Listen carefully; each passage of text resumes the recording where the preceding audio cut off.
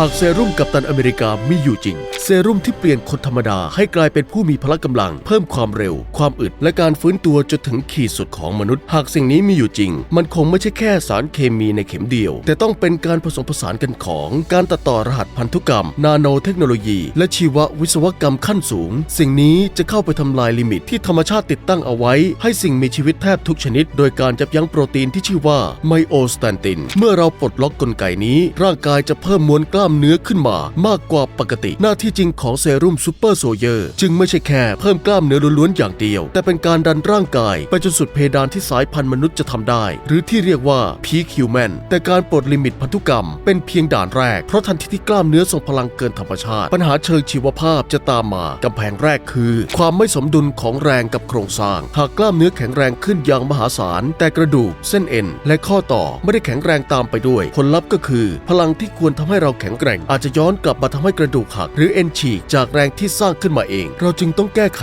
ด้วยการผสานวัสดุศาสตร์เข้ากับร่างกายเช่นการนำท่อนาโนคาร์บอนเข้าไปในโครงสร้างกระดูกเพื่อเพิ่มความทนทานให้แก่ร่างกายแต่หากเราก้าวข้ามมาได้เราต้องมาแก้ไขขีดจำกัดการเผาผลาญเพราะกล้ามเนื้อที่ทรงพลังย่อมต้องการพลังงานและออกซิเจนมหาศาลแต่ร่างกายมนุษย์มีขีดจำกัดในการดูดซึมและส่งพลังงานไปเลี้ยงเซลล์ดังนั้นซูเปอร์โซเยอร์ที่ออกแรงได้ต่อเนื่องอาจต้องมีไมโทคอนเดรียแบบวิศวกรรมเพื่อผลิตพลังงานระดับสูงและต้องมีระบบขนส่งออกซิเจนขั้นสูงอย่างเม็ดเลือดแดงสังเคราะห์เชิงทฤษฎีที่เรียกว่าเรสไพโรไซต์เพื่อกักเก็บออกซิเจนให้ได้มากกว่ามนุษย์ปกติทั่วไปจากนั้นเราจะต้องก้าวข้ามกำแพงความเสียหายของ DNA และความเสื่อมของเซลล์เพราะการบังคับให้ร่างกายสร้างกล้ามเนื้อใหม่หลาย10กิโลกรัมคือการเร่งให้เซลล์แบ่งตัวอย่างมหาศาลและยิ่งเราเร่งให้เซลล์แบ่งตัวมากเท่าไหร่ก็ยิ่งเพิ่มความเสี่ยงเป็นมะเร็งขั้นวิกฤตและยังทำให้เซลล์ยิ่งแก่ลงอย่างรวดเร็วตามไปด้วยการแก้ไขปัญหานี้อาจต้องใช้โปรตีนปกป้อง DNA ที่ชื่อดีซับแบบเดียวกับที่พบในหมีน้ำและควบคู่กับเทคโนโลยีย้อนวัยเซลล์ไป